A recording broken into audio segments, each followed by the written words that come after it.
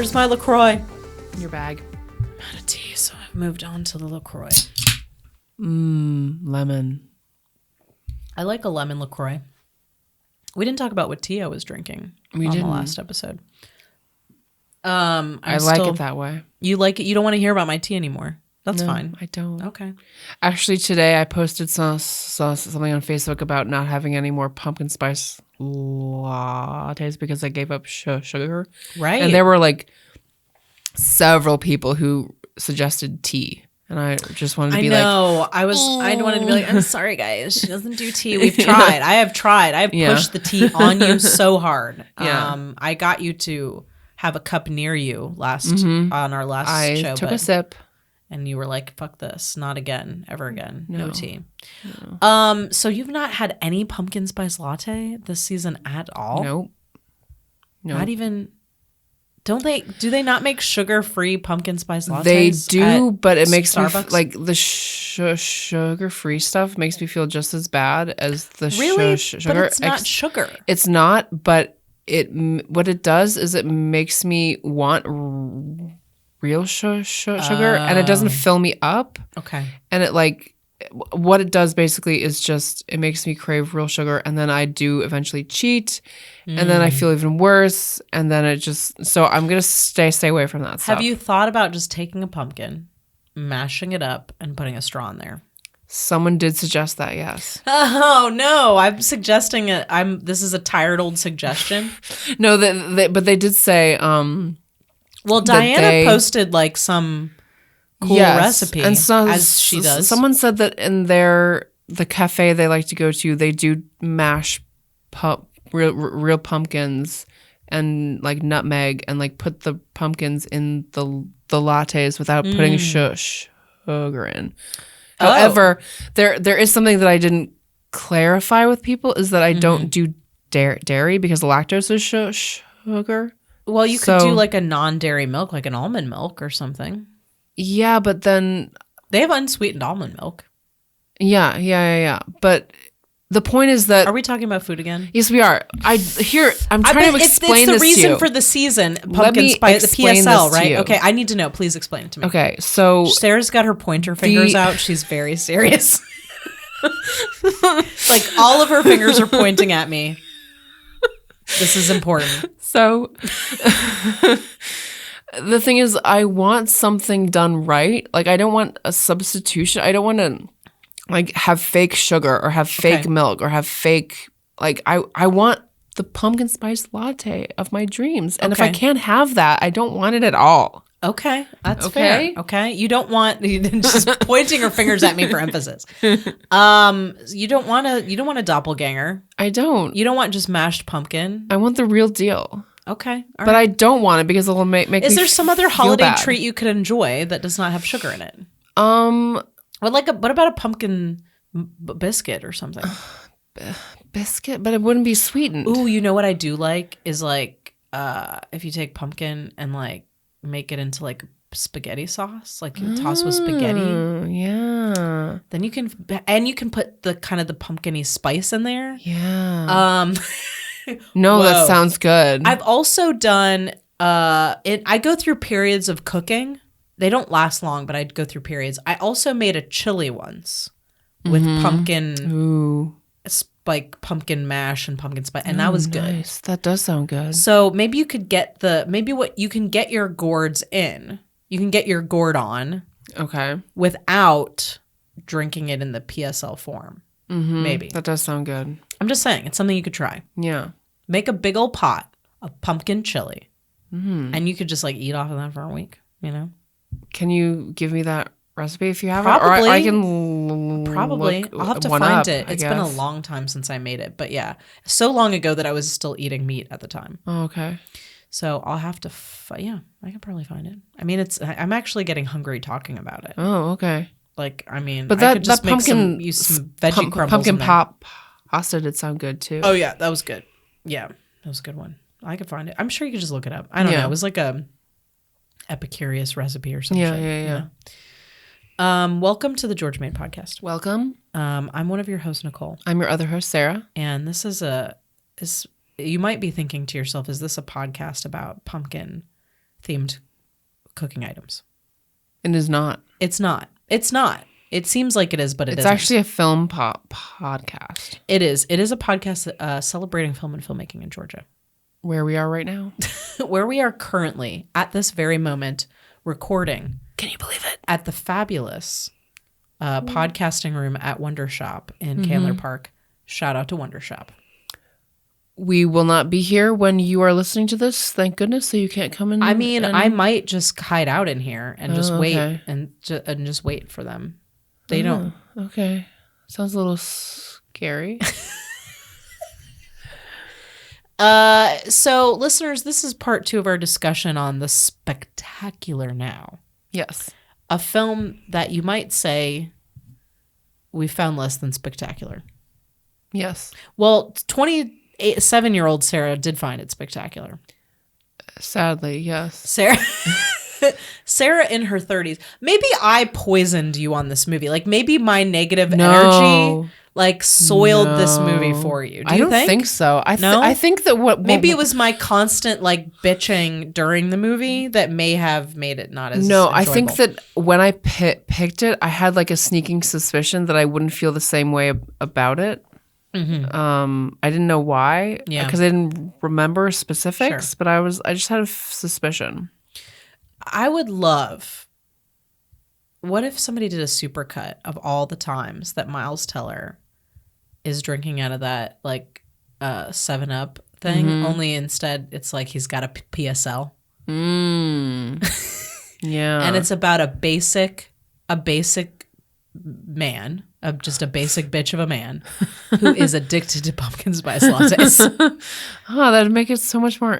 Then it would make it whimsical, right? Yeah, it would make it a little more whimsical. So then his behavior is attributed more to like maybe like too much sugar. Too much sugar for sure. Yeah. Okay. Well, I would watch that. I would watch that for too. sure.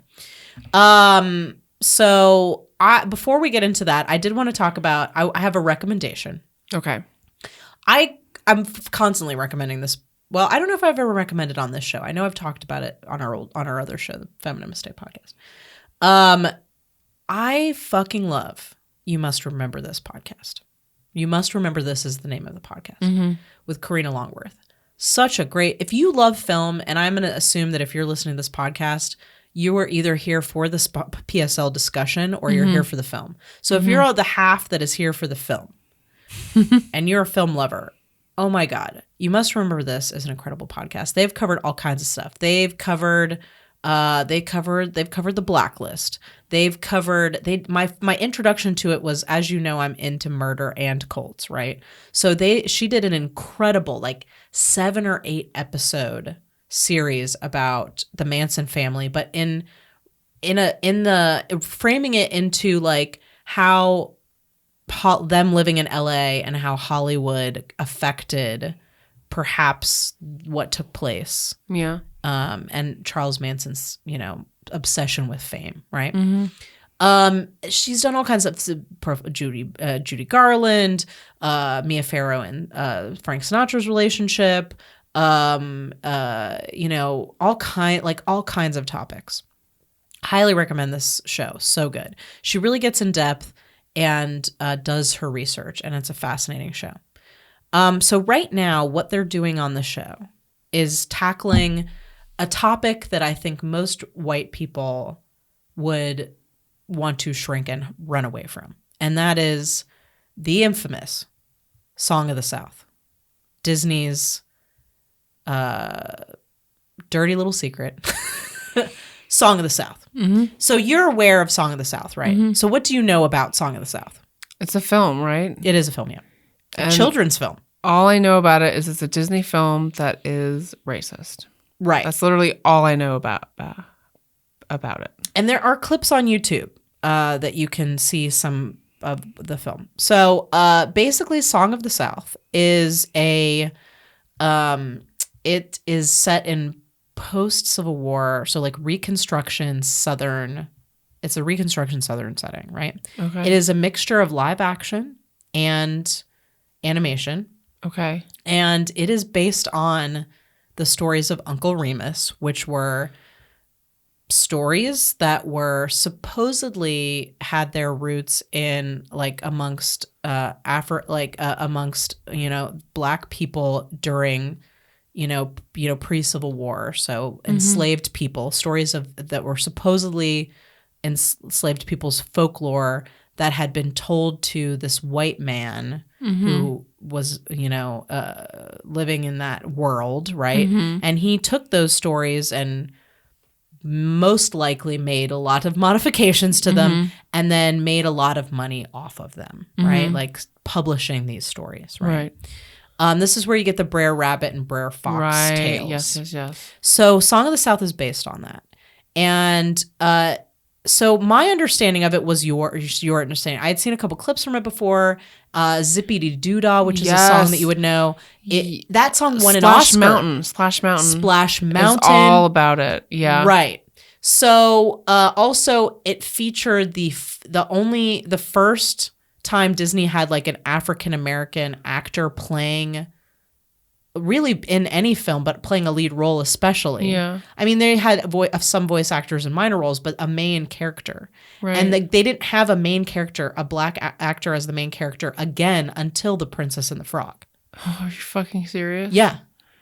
Again, this is all like I want to attribute this to the podcast because I've been listening to it. So I don't want to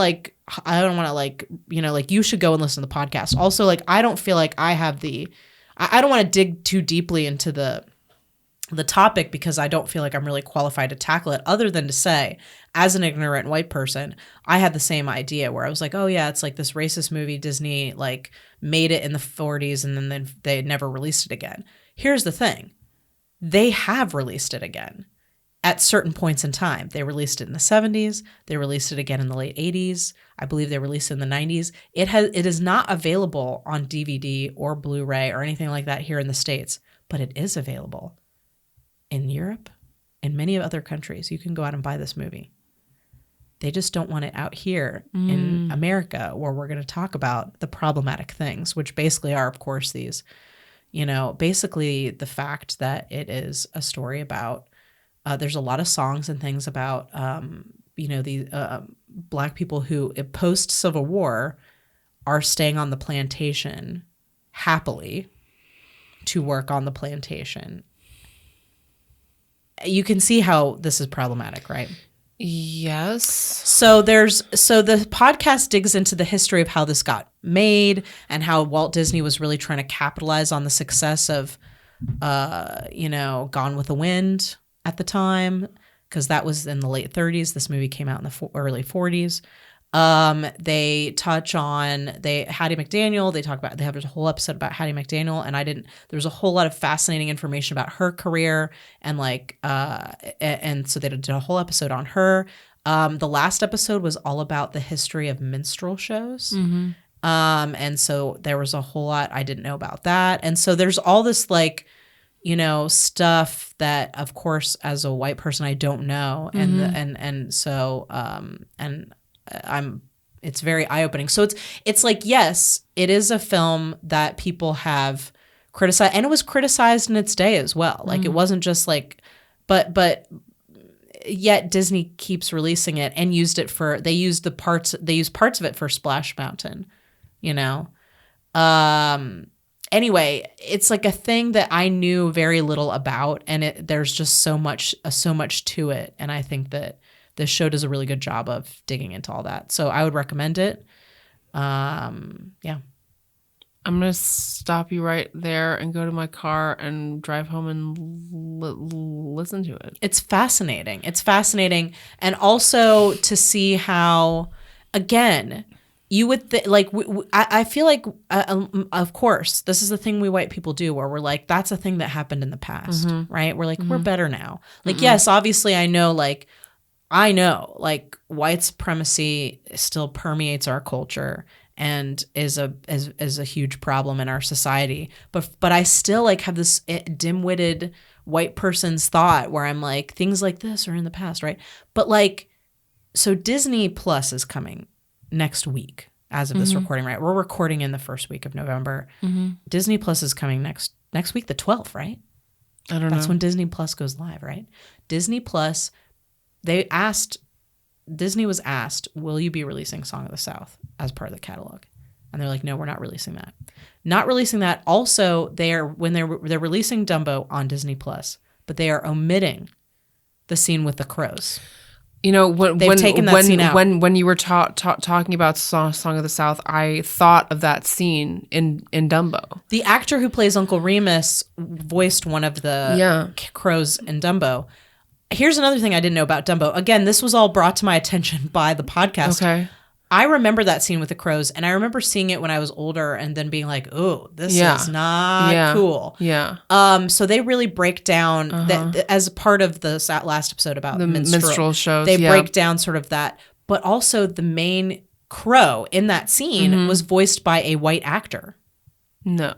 All of the supporting crows in the scene are voiced by Black actors. The main crow, who basically does an impression it's basically of a like vocal blackface. Yes. Yeah. He's a white actor voicing that character. Anyway, so they are omitting that scene from Dumbo. You know what? I'm sorry. Keep going. But so what, I guess my point is, like, Disney knows enough about the controversy of it to leave it out, but without commenting on it or providing any context or bringing or allowing for any kind of discussion about why this shouldn't be in here or why it's not, or leaving it in and then providing some kind of analysis, like about, or not leaving it in and providing it as a clip and then analyzing what could be wrong. Like, it's just they're erasing it like it never happened from American history, but these movies are still available for foreign sale. Right. And the response of Disney to not including Song of the South wasn't, you know what? Sometimes you make mistakes and you put out stuff that you realize in retrospect is, is problematic or racist or homophobic or whatever. Rather than saying anything like that, the response, what Disney's official word was, we are not including Song of the South because some of the things in the film would be considered unpleasant by some people looking through today's lens or something. I wish I could remember the exact quote, but it was very much like, it wasn't like a condemnation so much as like, it wasn't a condemnation of the film so much as it was like, some people would be uncomfortable with this. That's what their thinking was. And I mean, am I being too hard on Disney for not wanting to address this problem in any real way? I don't think so, considering they own fucking everything at this point.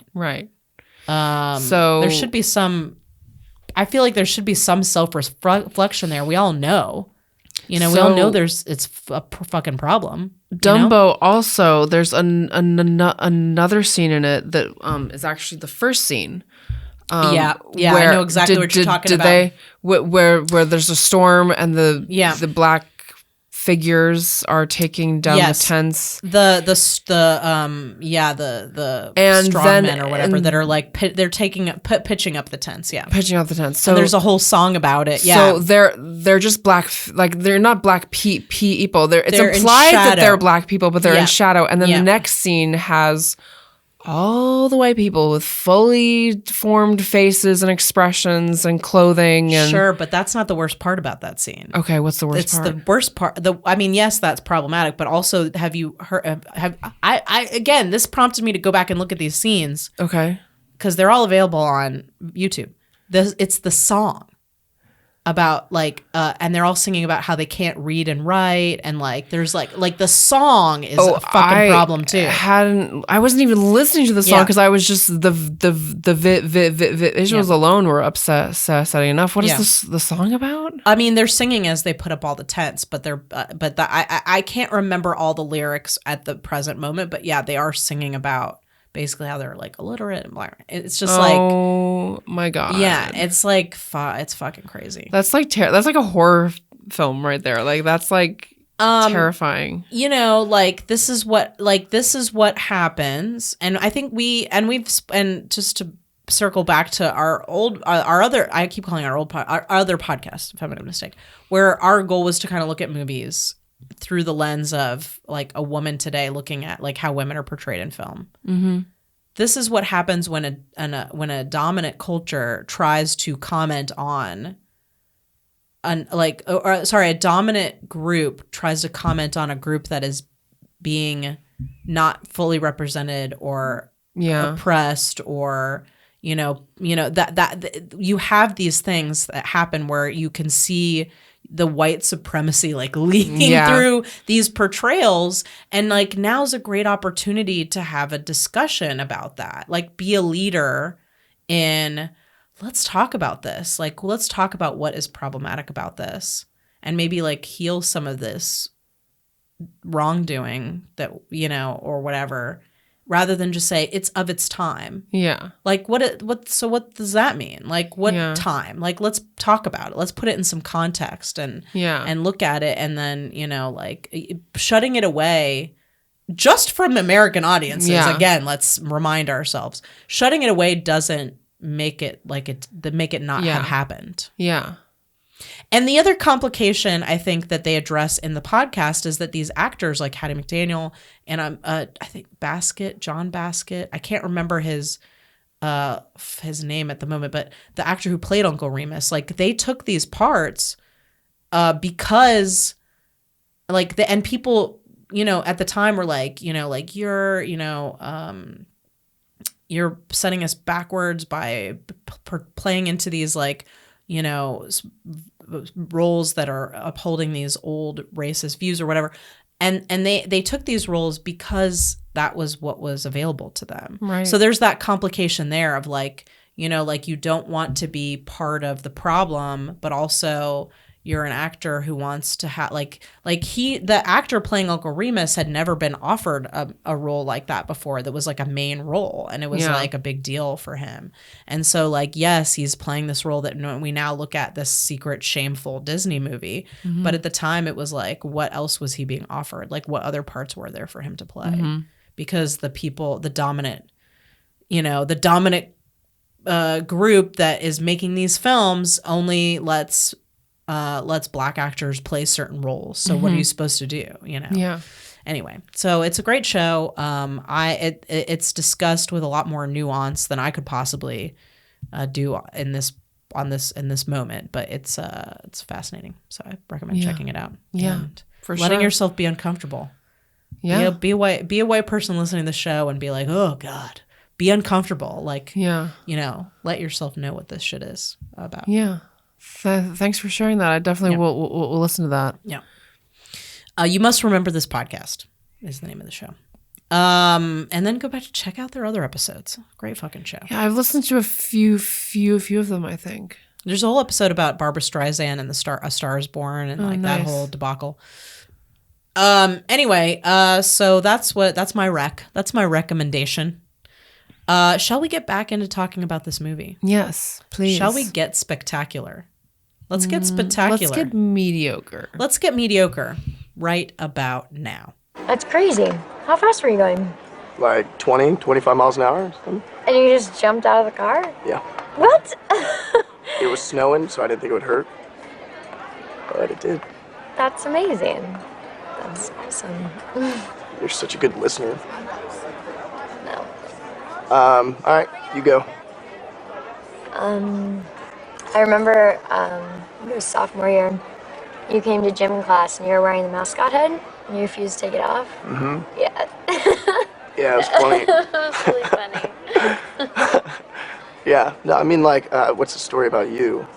About me? Yeah. I don't really have any stories. What do you mean? Everyone's got a story. Not me, I guess. I mean, honestly, I feel like this movie could be called The Spectacularly Mediocre White Man. Yes. My first question is, everyone seems to bend over backwards for this guy. Mm-hmm. Why? What is it about him that makes everyone, like, his boss knows he's drinking at work. Mm-hmm. And he eventually fires him. Does he, though? I think so. I don't feel like that's what happens. No? He says to this guy, who's been drinking at work every fucking day since this movie began. Yeah. I like you because you're a likable guy, right? And the customers like you. Business has been slow here. I guess the t-shirt game is not what it used to be, right? And he's like, business has been slow, and I got to let go of either you or the other guy.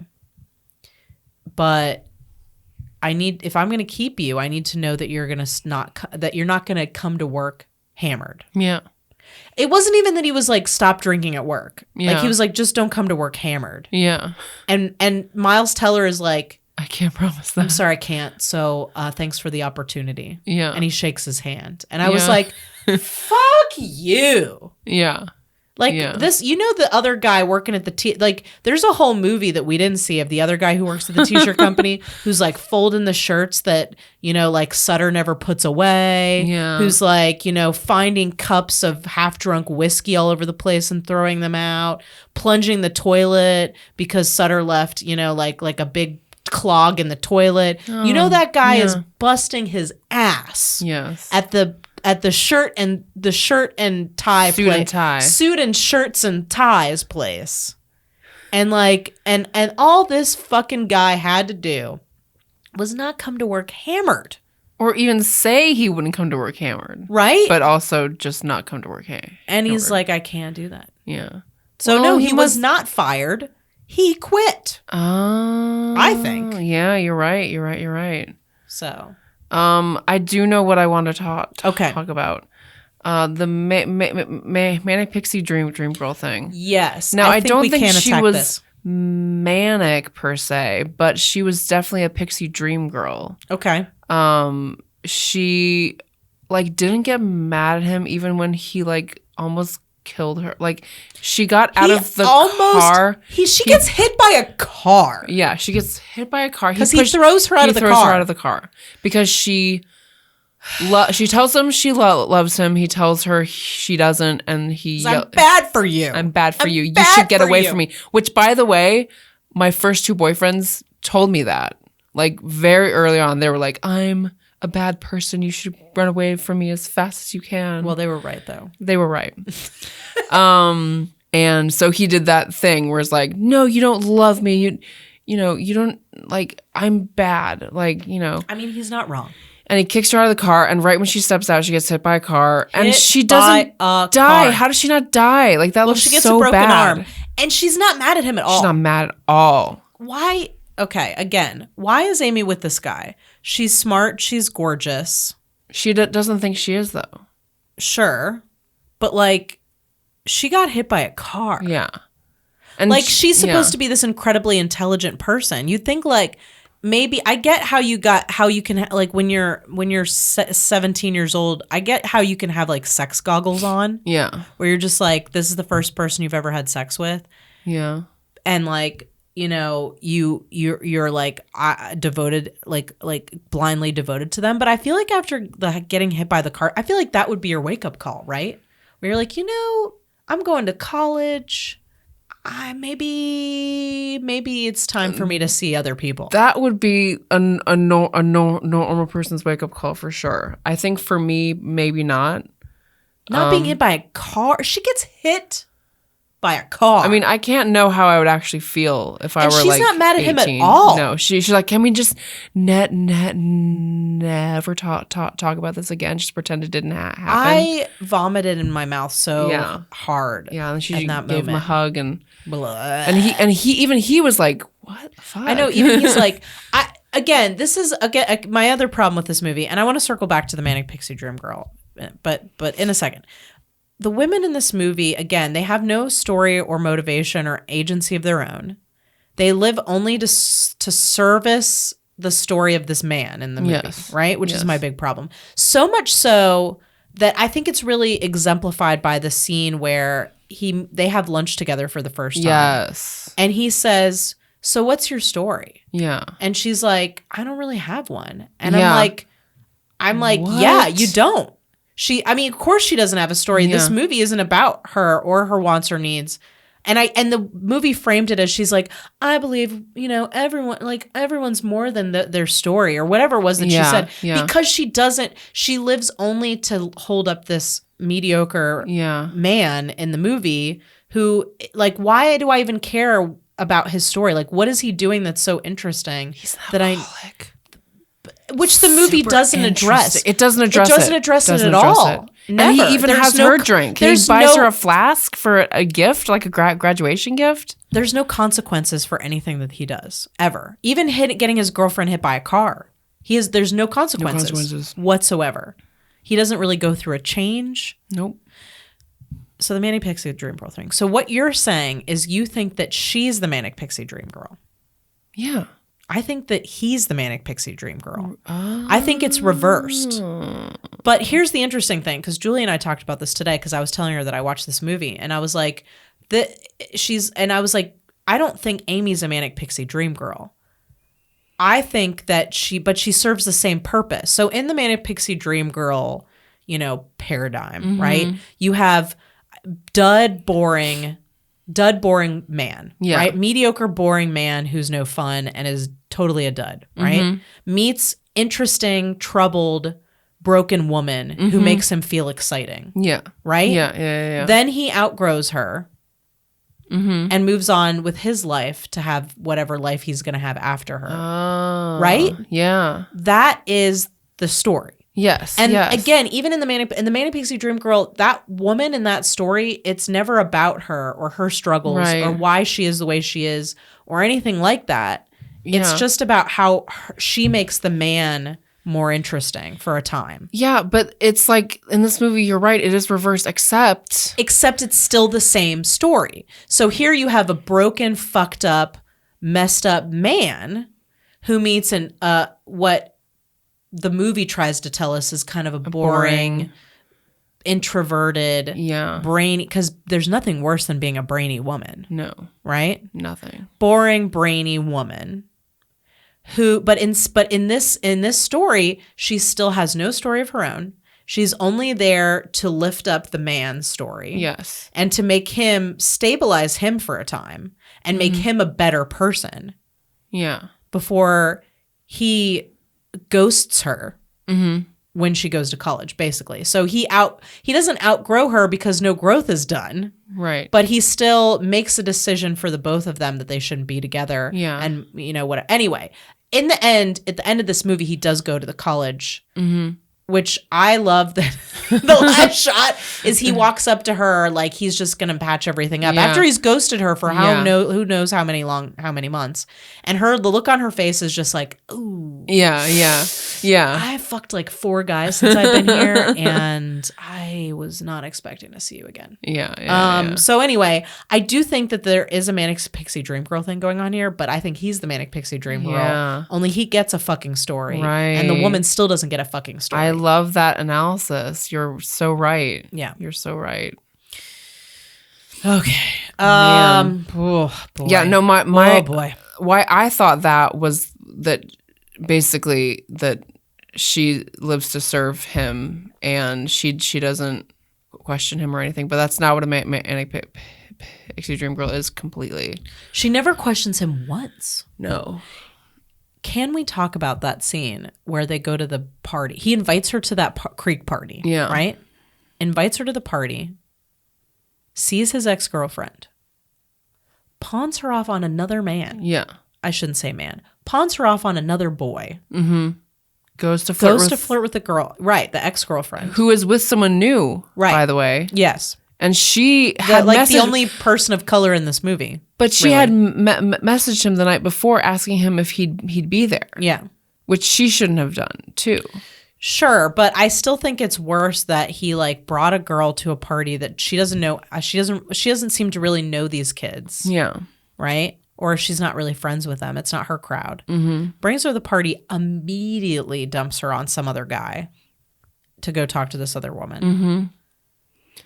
Brie Larson leaves with her boyfriend, and then he swoops in while she's talking to a nice, attractive young man. Yeah. Probably about something intelligent, we can hope. Yeah. swoops in and immediately is like, now I guess I'm gonna have you back now, and like takes her away from this other guy. Have his cake and eat it too. Yeah. Ugh. Blah. Yeah, that was So gross. Very gross. Oh God, what to talk about next? What to talk about next? I have a question. Okay. So, is it Sherilyn Woodley? I keep saying her name. Shailene. Shailene Woodley is a beautiful, conventionally beautiful, thin woman. Yeah. Playing this character, right? Yet in the movie, they keep talking about how plain and boring and like unattractive, like how she doesn't when she feel takes attractive. off her shirt and she's like, oh yeah, like, she tells him not to laugh at her. Yeah. So you know what I was so in this? Oh God, that teen sex scene. I can't. Oh God, I don't like. I don't like to revisit teenage sex. It was. I mean it's awkward. I don't know that this movie captures fully the awkwardness. I feel like, and hopefully we'll talk about Jennifer's Body one day. I feel like the sex scene in Jennifer's Body captures the awkwardness a lot better. Mm-hmm. Not that there was anything terribly wrong with the sex scene, other than it did again kind of feel like that really like idealized version. Also, like no foreplay, no foreplay at all. And I'm not saying I needed a bunch, but like I feel like honestly, when you're a teen, it's like 90% foreplay. Yeah. Because everybody's like still into making out and whatnot. And it's new and yeah. I mean, I didn't have teen sex, so I wouldn't know. It was like mostly I feel like it was mostly foreplay. Because anyway, I got lost for a second. Oh yeah, so when she takes her shirt, also who does that? Who says like, why don't you take your shirt off and then I'll take my shirt off? Like does anybody do that? They always say it in the movie. I feel like it's something that only happens in the movies. Yeah. I mean, look, I only have my own teen sexual relationships to draw from, but I don't feel like anybody ever said. Nobody ever discussed. The first person who wrote that it happened to them. Maybe. And then it just turned into what's the word? A trope. A trope, yeah. Does that actually happen to people? It does happen. Listeners, to tropes. Listeners, message us about your teen sex experiences. Just kidding. You don't have to get detailed. I just feel like this is something that always bothers me about movies, and I don't know if I'm alone here, but it seems like something that doesn't happen in real life. Yeah. So who takes their shirt off? Well, they both do. No, I'm saying in your teen sex. Are you asking me to describe my teen sexual experiences? No. I mean, yes, but no. Like, we didn't discuss it. It just happened. It just is part of your kissing. And usually I feel like you kind of undress each other-ish. You know what I mean? It's like, I don't know. I don't feel like it was ever discussed. Interesting. In my past sexual experiences, we always say what we're doing. I just don't feel like I ever did that. I don't recall that ever being a thing. I mean, yes, when I was like before, like when you were on that cusp of like where you're like making out for like 2 hours and then it's like, just like, then there's like a question of like, if you haven't had sex before, like, well, can we have sex or what? Like, then that's something you discuss. Yeah. But not like taking your shirt off, I don't know. I just don't remember discussing that. Yeah. So she takes her shirt off though, but she says to him, "Don't laugh." Yeah. And you and I were both like, "At what?" Yeah. At your conventionally attractive body. Right. I'm not saying thin women can't feel self-conscious. Yeah. But what it did make me think was when this movie was being cast, what if the actress being cast had been a plus-sized actress? Right. Yeah. What if it had been somebody like the actress from, I don't remember her name, but who was in Dumplin'? Yeah. What if it was someone like that? Yeah. And just something I thought about. Yeah. How would that have changed the movie and the way we look at their relationship? Yeah. Especially, because I'm not saying that women, again, I don't want to say that women who are of a conventional size or what we can consider to be a conventional beauty size or whatever. I'm not saying they can't be insecure or feel insecure about their bodies, but like it seems like it would have added a dimension to the character for her to be plus sized. Yeah. And for that to be something she was struggling with in a small town where it'd probably be difficult to be Or have plus-sized scars teenagers. or Anything. Something not conventionally attractive. Yeah. Like lots of hair. Or like the bearded lady. Yeah. Okay. Chest hair. Like chest hair. There's a name for that.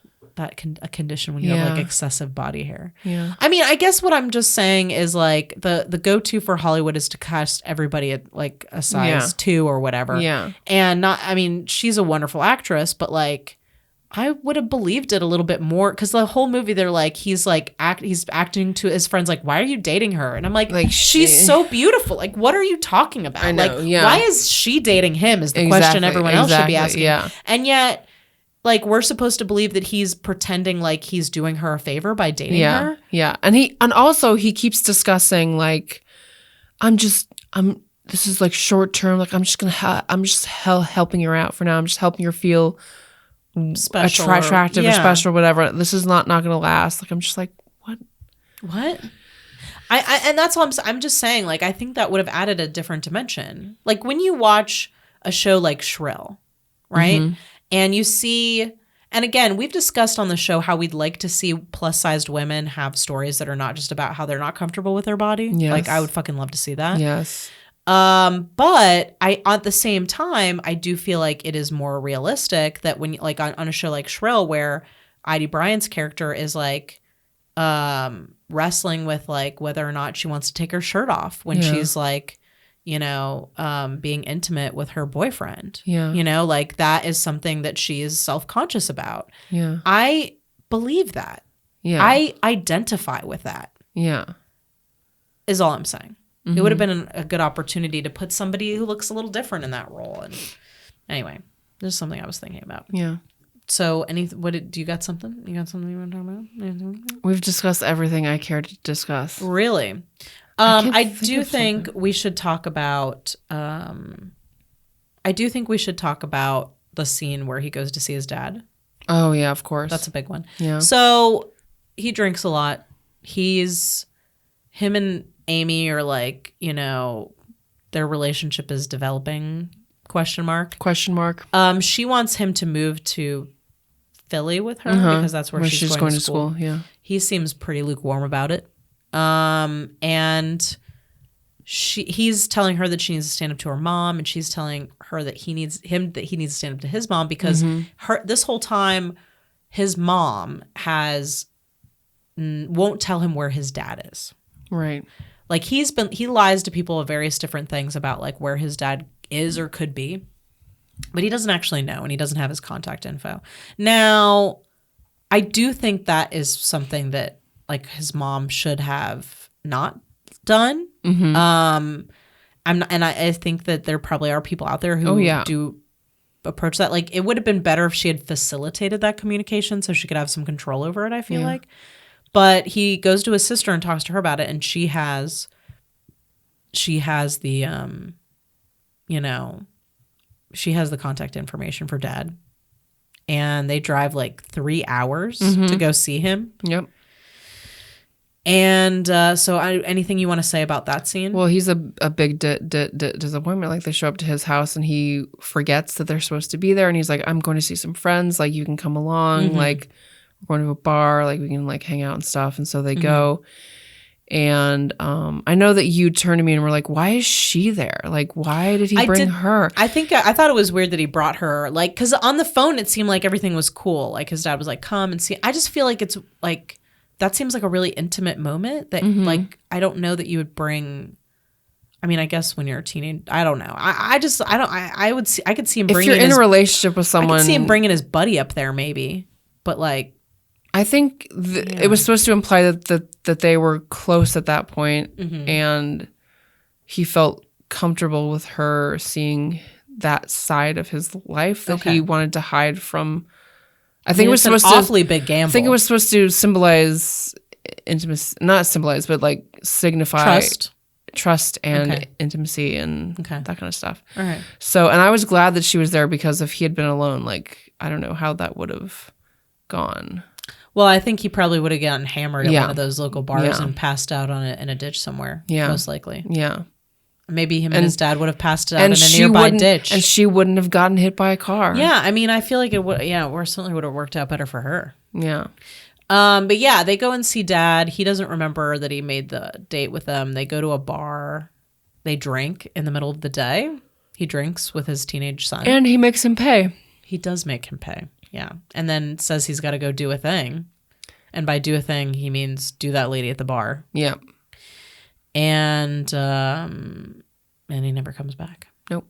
He just goes to another place to hang out with his friends. And that is when they start to drive back, and she tells him she loves him. And he's like, no, you don't. And he throws her out, and then she gets hit by a car. And then she's like, it's okay. And then blah. Well, I think the implication pretty clearly is that he sees what he could be, what he is likely to become. Yeah. Which is this man who really doesn't care about anybody but himself and just wants to drink and party. Yeah. Yeah. So then he like ghosts her basically. Mm-hmm. Like they go back, they get back together-ish. They get back together. Yeah. They graduate. Somehow he graduates. Mm-hmm. And the night she's supposed to leave on the bus for her new school, he's supposed to meet her or something, or come with her. were they going together? I think they're supposed to go together. Like she had somehow convinced him, or thought she had convinced him to come with her, and then he didn't show up. Is he gonna sleep in the closet in your dorm room? Like, what is the plan? Yeah, you guys are 18, so I mean, he doesn't show up. I'm sure he would enjoy the college lifestyle at least. Anyway. Yeah, actually, the end when he shows up and she makes that face, it reminded me of Goodwill Hunting. Except Goodwill Hunting is a great film. Yeah, and basically, in their relationship, he told her, you know, I don't love you, and then they break up, and she like moves away to college, moves away to I don't know where she goes. Yeah, I haven't and seen that movie in a long time. And then he basically at the end tells Robin Williams that he's going to go see about a girl. When I was a kid and I saw it, so he's going to go see about her, and it ends, the end credits, his car drives, and it just follows him on the road. Yeah. And when I was a kid, I was like, I wish that this had ended with them making up, with him seeing her and them like exchanging and the kiss and stuff. And I'm like, no, it's better to not know. And so in this moment, when we actually do see him go back and see her, there was something that was just like, I didn't get the implication that they were going to patch things up. But I guess you could interpret it any way you want. Yeah. We skipped over one thing that I did want to touch on, which was the one scene that I really did like. It's not like I hate it. It's not like this movie was a slog. Like I said, like it was shot well and the acting was good. It was just like I didn't care for the writing. But one scene I thought really was a nice moment was, after he ghosts her at this train station, he goes to this bar and drinks with some old timers. And it's really sad and fucking depressing. How does he get drinks everywhere? Does he have a fake ID? Probably. He looks like a baby. Yeah. He looks like a drunk baby. But somehow he gets to sit at the bar and drink. I guess that's like one of his regular places, maybe. Yeah. But anyway, the old timers are like, you know, he's explaining. Doesn't he explain to them why, like, that he like left her behind, like that he didn't go with her, and that he did the right thing? And they're like, yeah, you did the right thing. And then they all toast or whatever. Why is that a nice moment? Not that. I'm just leading up to the nice moment. Cool. The nice moment, I thought the moment that I liked was when he goes home and he's crying and says to his mother that he's a selfish, awful person who's just like his dad. And she said, and then she starts talking about all the ways that he's not selfish. I didn't like that moment because I didn't believe what she was. I think she believed it, but I didn't agree with her. I think he is selfish, and well, I'll say this. Well, no, you finish your thought. I don't want to step on what you're saying. No, I mean, that was basically it. Like, I just think that, I mean, yes, he has issues, and alcoholism is a disease. It's not his fault. But why does no one try an intervention? Does she? Right? She must know he's drinking all day, right? Does she not see it? I mean, she's a nurse, right? He's got to smell like a whiskey bottle, like 24/7, right? Yeah. I'll tell you why I believed it. And what happens is he comes home and he's upset, and she's like trying to see like what's matter, baby, and he's like telling her basically that he's just like his dad, and then she says, you know, like names, she's like, the kid next door, like her mother, you know, her mom died or whatever, and you invited her to come live with us, and all these things that he did as he was growing up that showed that he was selfless. And But why did we just hear about that stuff now at the end? That's where the problem is, where I think like the mom doesn't get a fair shake in this movie. So it was nice to see her have some humanity for once.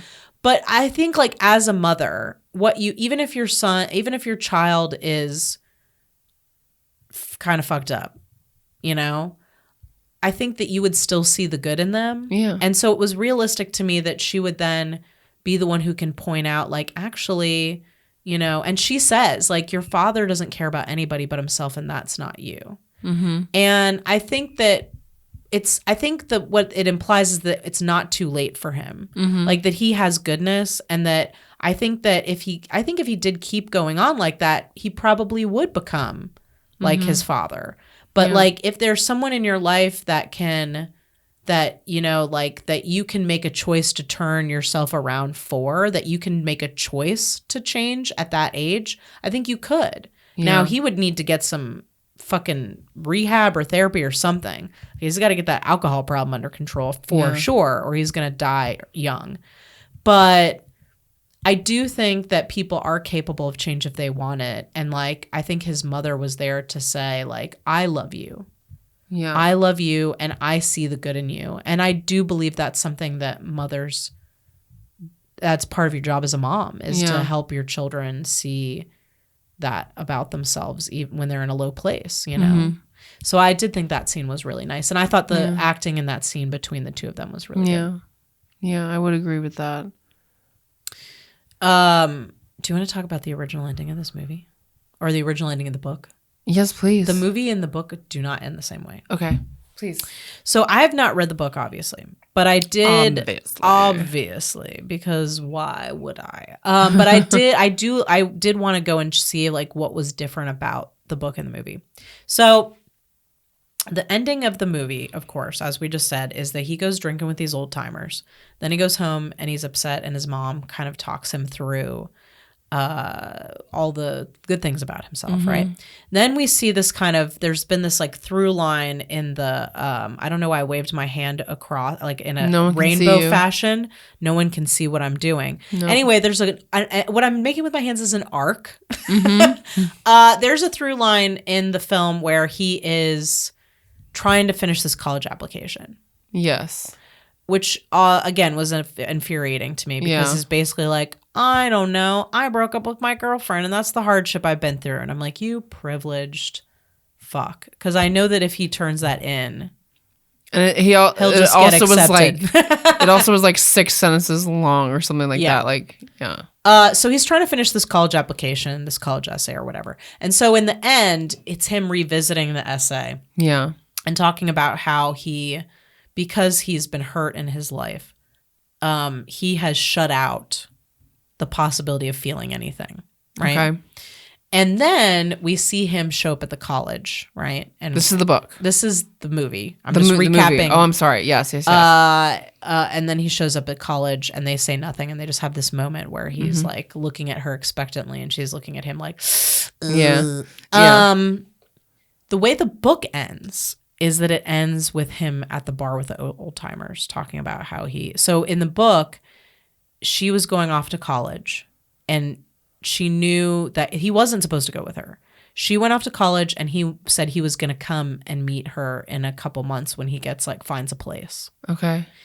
And he goes to the bar after saying goodbye to her at the train station or whatever and tells all the old timers there that he's actually not he has no intention of meeting her there because he knows that she's better off without him.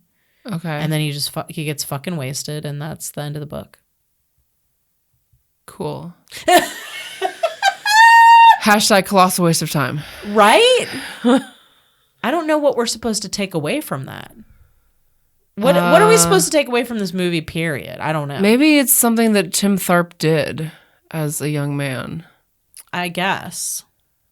By the way, mean, Tim Thorpe is the guy who wrote the book. We need more stories like this, right? Like we haven't seen this enough. Wouldn't you agree? I mean, I feel like that's just like stuff that actually happened. Like that sounds like something my exes would have done. Like, yeah. I mean, it's not unrealistic, but it's also like, again. Why did I read this whole book just to have that? Yeah. Yeah, and I kind of get why they changed the ending for the movie, because then it's like, what is the point of this? Yeah. Like, am I just watching this guy drink himself to an early grave? Yeah. For what reason? Like, what am I supposed? You know, He it would doesn't have been change at all. super fucked up if it would have ended with him like drinking himself to death, like dying, like actually dying. Then it would be like an Ernest Hemingway novel. Or just, I guess that's actually more like Ernest Hemingway's biography. Yeah. So,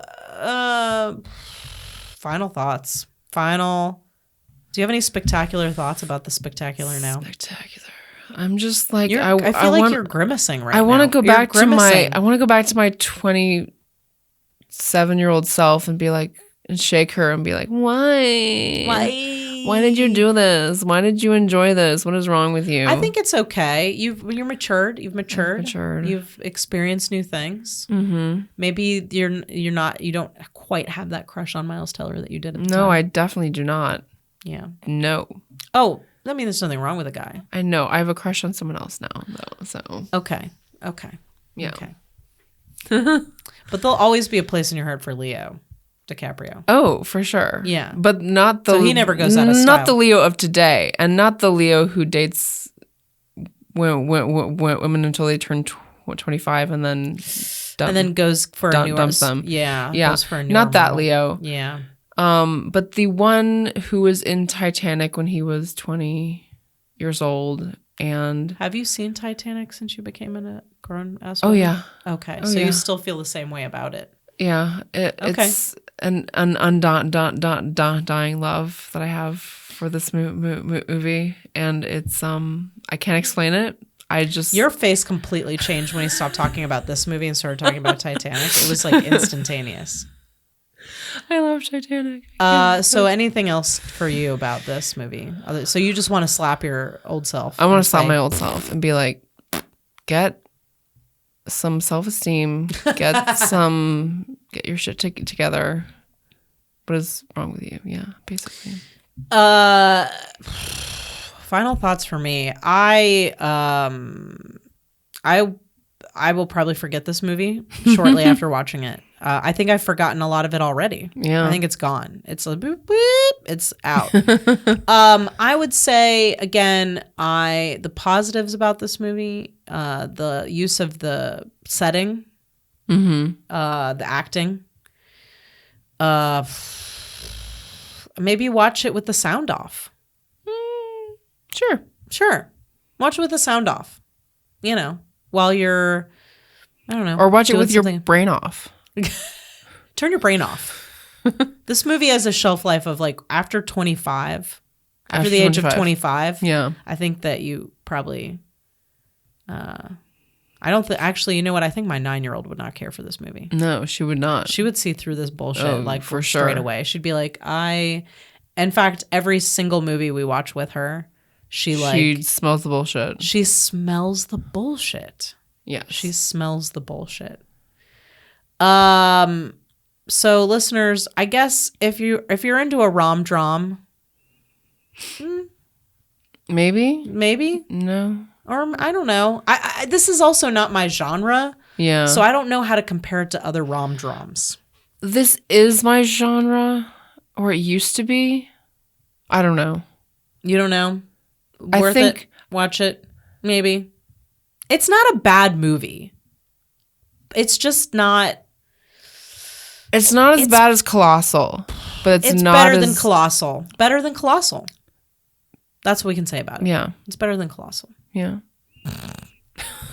Thank you, listeners, for joining us for this discussion on the Spectacular Now. I'm sure there's some of you out there that do find this movie to be spectacular, and if you got a counterpoint to feel free to tweet us, at Georgia Made Pod, or write us, comment in the Instagram at Georgia Made Podcast. And Sarah, you look. I'm trying to see. What are you thinking right now? I want to rewind. I want to rewind. You want to rewind your life? We didn't discuss the meaning of the title. Like, what the fuck does the spectacular now mean? He says what it means. He says we'll never be as young as we are now. Oh God, that was one of the worst lines in this movie, because we're like watching it and we were like, and Sarah's like, yeah, except for when you were like babies. I think he says it. He's basically like, he lives in the now. Okay. Only what's happening right now, planning ahead, thinking about the future at all, having any kind of connections, like long term, is totally lame, dude. And it's all about the fucking spectacular now. Yeah. That's what I feel like he said in the movie, right? You're right. Okay. Re-unwind. Go back. No, I think that was worth discussing. But listeners, if you like this movie and you're like, you totally missed all the point, or I don't know, maybe there's something we're just not getting here. You missed the metaphors. We need to live in the spectacular now, Sarah. Yes. Feel free to message us and tell us what you think about the spectacular. I'll defend the movie, or if you think we were totally right on.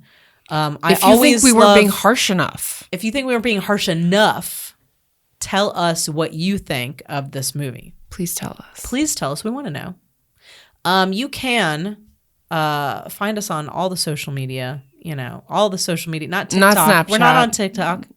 Or Snapchat. Yeah, I have not TikToked yet. I don't even know what TikTok is. It seems cool. I've thought about getting on there. But we are on Facebook and Instagram at Georgia Made Podcast, and we are on Twitter at Georgia Made Pod. You can also subscribe to this podcast, and please do. Please subscribe.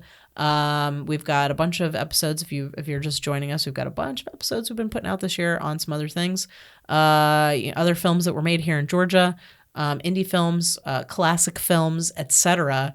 Award shows. We did all the award shows. So we talked about a lot of the films, the popular like big films of this year. So find us. You can find us on iTunes, Stitcher, Spotify, all that stuff. Subscribe and leave us a review. That'd be cool. We'd like that. It'd be spectacular. We want your approval. We crave your affection. We do. In fact, you could hit me with a car. And I wouldn't say him. I would say let's never speak of this again, darling. Mm-hmm. Hold me. You can also this podcast, of course, is produced by Critical Crop Top. We also produce of course, we have the Feminine Mistake podcast, which is a show that we've done in the past. It was we did 3 seasons of that. So if you like movies, that's something we talked about on that show. You can also, we've got videos, sketches, videos, things on YouTube and Vimeo. So you can keep up to date with what Critical Crop Top is doing at Critical Crop Top on Facebook, Twitter, and Instagram. I feel like we really need to cleanse our palates after this movie. Yes. I mean, obviously, Uber Eats. Uber is definitely, Uber? Are you Eats. going somewhere? No. You're not? Never. I brought my car here. Okay, cool. You can Do you want me to sit in the back like it's an Uber? Are you going to give me bottles of water? I'm going to leave you here. Oh, so I need to Uber home. You need to Uber home. Okay, well, fine. Actually, could you stop for some eats? You want me to stop for some? You want me to be the Uber Eats? Yes. That seems, you know what? If that's what you want, if that's what I it drove takes. you here. Who's gonna carry all this podcasting equipment back to my house? I'll do it. Okay.